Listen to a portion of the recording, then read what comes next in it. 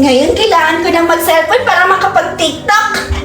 Ay naku, napakarami naman itong mga ligpitin naman na ito. Ay, oo nga pala. Pupunta pa pala ako sa palengke kasi wala na stock dito sa bahay. Anong ulamin na naman? Patay na naman ako nito. Saan ba yung bag ko? Naku, ano ba yung mga bibilihin ko? Ah, okay, naalala ko na.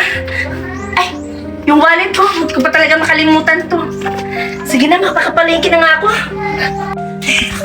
Ay, asan ba yung anak ko? Betty! Betty, anak! Anak! Betty, anak! Anak! Ano ka ba, Nay? Napaka-uwi mo, nasa harapan mo lang ako? Hinahanap mo pa ako para hindi kita naririnig? Ano ba yun? Naku ba naman itong batang to? Napakaaga pa! Cellphone na naman yung hawak mo! Isa ka talaga ha? Naiinis na talaga ako sa'yo. Alam mo ba, mamamalengke ako. Bantayan mo tong bahay na to ha? At huwag ka magpapapasok ng mga bata dito. Kahit yung mga kapitbahay natin. Kasi baka may mawala dito, patay ka talaga sa akin. Ito na naman si Nanay, ang ingay-ingay. O sige na, hindi ako mapapasok dito kahit sino.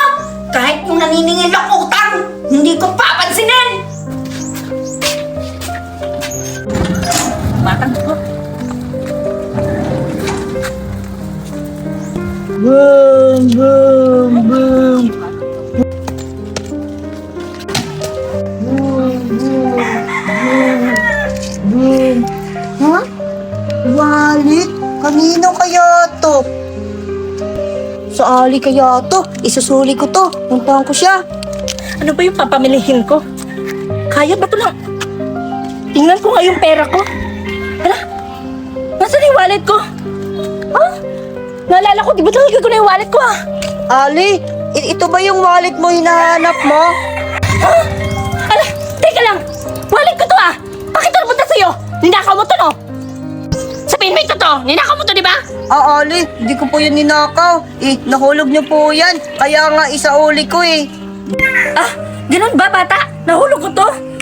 Naku, sorry naman ha. Kasi kala ko ninakaw mo eh. Sige, bibigyan na lang kita ng pera. Ay, sorry pala bata. Wala pa pala akong pera dito. Kung gusto mo, pumunta na lang tayo sa bahay. Papakainin kita.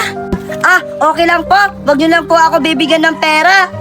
Naku bata, hindi yan pwede. Kailangan kasi nakita mo tong wallet ko, kailangan may premyo ka. Ano ba? Wala kasi akong pera dito eh. Nagugutom ka ba?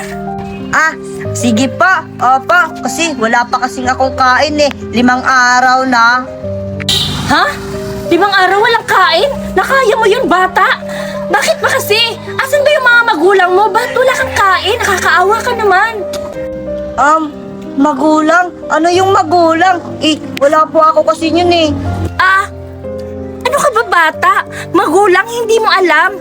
Yung magulang, yun yung binubuo ng may mama, papa, at saka anak. Wala ka ba nun? Ba't hindi mo yun alam? Hindi ko po alam kasi dito lang po ako sa kali. Napalaboy-laboy lang. Ha? Palaboy-laboy ka lang bata. Nakakaawa ka naman. Mukhang kailangan mo iligo. Tara, sumama ka sa akin. Ligo? Hindi naman ako nangangamoy baho. Naku bata, huwag ka na maraming satsat. Isasama kita sa bahay at papaliguan kita. Gusto mo ba ng maraming pagkain? Sige po, Ali. Gusto Tara, ko yan. sasama tayo sa bahay. O bata, nandito na tayo sa bahay. Pasok tayo. Pasok na tayo, bata. Wow, ang ganda naman ng bahay niyo, Ali. At saka, ang laki. Siyempre naman. At malamig dito kasi may aircon. Nakatry ka na ba ng aircon? Hindi pa po eh. O sige, ipapakilala kita sa anak ko. Betty, anak! Halika, pasok ka. Anak? Betty? May anak ka po ba, Ali? Oo, maganda yung anak ko. At alam ko, magkakasundo kayo. Betty, anak! Nasaan ka na ba? Betty, sige anak, pasok ka. Betty! Ano ba yan, Mama? Ang ingay-ingay, ako na naman yung tinatawag. Ay, naku, bata ka! Kahit kailan talaga, matigas talaga yung ulo mo. Ano ka ba? Bingi ka ba? Kanina pa ako sigaw na sigaw dito. Oo, anak! Ano ba kasi yun? Bakit nga ako tinatawag? At saka pala anak, may papakilala pala ako sa'yo. Eto, bata, nakita ko sa kalye. Dapat magkasundo kayo. Hello po, ate. Oh, anak, mag-hi ka. Ha? Sino ba yan? Yan ba yung nawawala akong kapatid?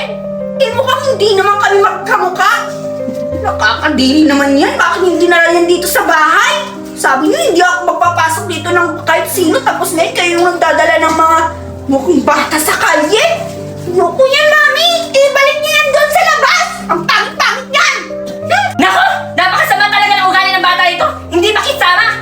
bata. Pasensyahan mo na yung anak ko, ha? Kasi, ganun talaga yun minsan. Pero bata, pagpasensyahan mo na lang muna yung anak ko. Kasi ganun talaga yun. Minsan, may topak talaga yun. Pero mabait naman talaga yun. Ah, okay lang po, Ale. At saka nga pala, punta tayo sa lamesa. May pagkain doon. Wow, talaga? Yeah! Excited na ako maglaro ng bahay-bahayan! Tsaka, magtitinda din ako ng mga pagkain, lollipop, tsaka iba't ibang chichirya. Ayan o, i-arrange ko na lang tong mga pagkain kasi tapos ko nang na-arrange yung mga Barbie ko at lutuan ko. Meron akong gagamitin maya pag magluto-luto ako. Ito yung gagamitin ko. Excited na akong pupunta dito sila Buraday at si Carlo para makita nila ang bahay-bahay ko. Sigurado ako bibili yun sila sa mga paninda kong mamaya. Ang gaganda naman. Tatanggalin ko na yung mga pagkain para ready to benta na lang ako.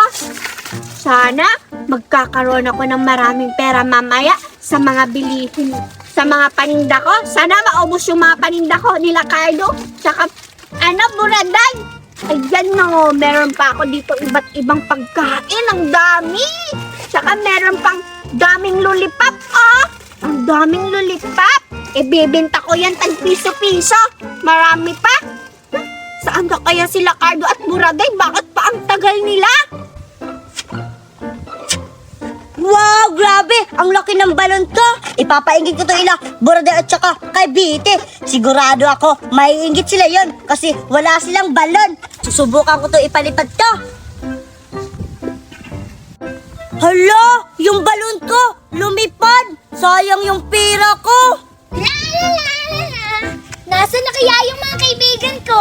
Si Betty at saka si Gardo? Siguro nauna na yung sila sa playground kasi yung usapan namin ngayong hapon kami maglalaro sa playground. Siguro dala-dala na rin ni Betty yung mga sinabi niya, mga laruan niya, tapos magtinda-tinda siya. Excited na ako! Nasaan na kaya sila? Hala! Ano to? Wow! Parang balon! Balon nga!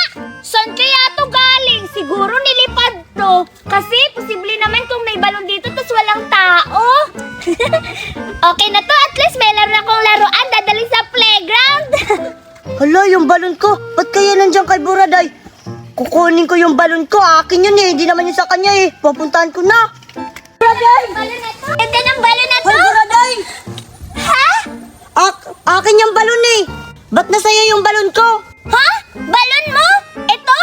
Ano ka? Siniswerte? Nakita ko kaya to dun sa ibabaw ng kahoy kanina. Paano naging sa'yo to? Alam ko kasi na akin yung balon. Kasi parehas na ng kulay. Tsaka parehas din sila malaki. Iakin yung Buraday.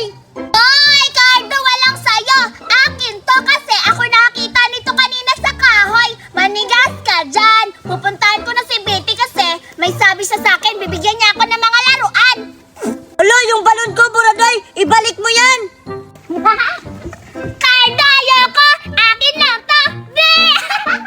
Ayaw mo ibigay ah. Ngayon ka, puputukin ko yung balon mo. Kala siguro niya ibibigay ko tong balon na to. Akin to kasi ako yung nakakita. Bahala siya doon. Hala! Pinutok niya yung balon ko! Cardo! Humanda ka!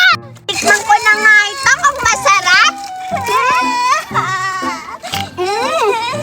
Ang sarap. Parang may umiiyak. Sino kaya yun?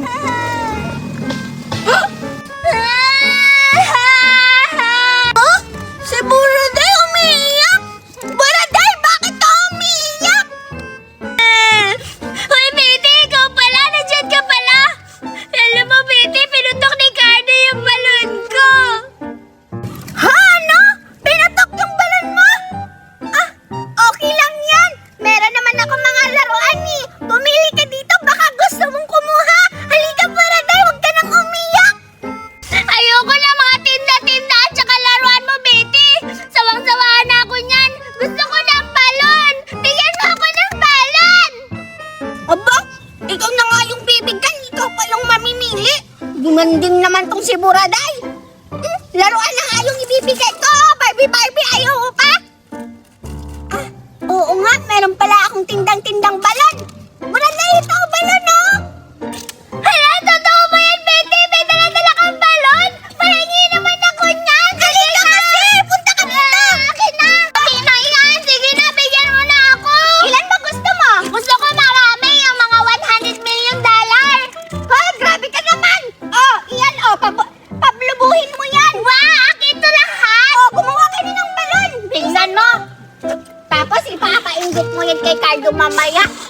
sigurado ako, makakaganti ka na kasi marami kang balon mamaya, ipapainggit sa kanya. Matutuwa talaga yun, sigurado manghihingi yung balon sa'yo.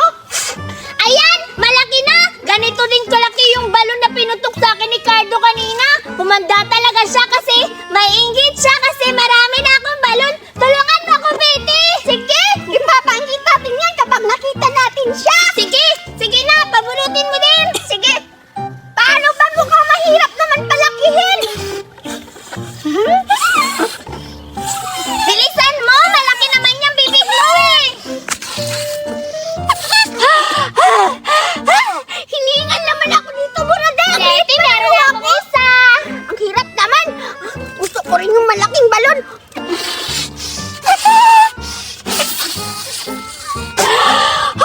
Ang hirap naman nito! Wow, ang dami naman pagkain nila. Biti tsaka Siyempre naman ako Buraday.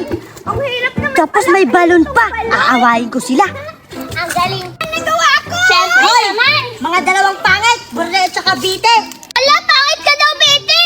Ayan na si Cardo! Baka putukin na naman niya yung balon ko! Hindi lang naman ako pangit, tayo daw dalawa! Hoy! Cardo!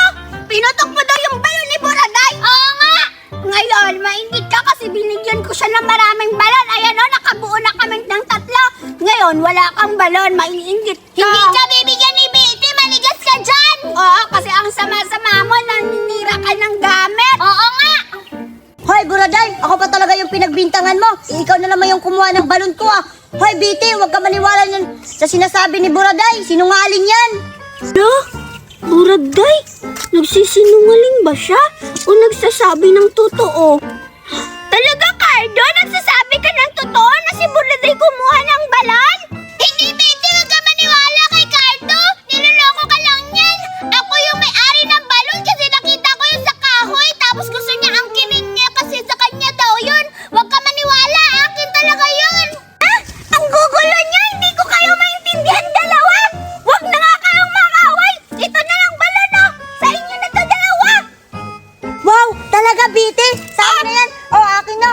Wow, tingnan mo, Buraday. May balon na ako. Maiinggit ka ngayon. Cardo, hindi naman ako maiinggit kasi bibigyan ako ni Betty. Tingnan mo, dalawa na yung balon ko. Isang maliit at saka isang malaki. Sa'yo na lang sa'yo. Maliit naman yan. Wala namang kwenta yan eh. Abala ka dyan. Ayan, mukhang hindi na sila nag-away-away kasi may kanya-kanya na silang balon. Siguro masaya na yun sila. Kailangan ko lang umuwi, baka hinahanap na ako ni Mama.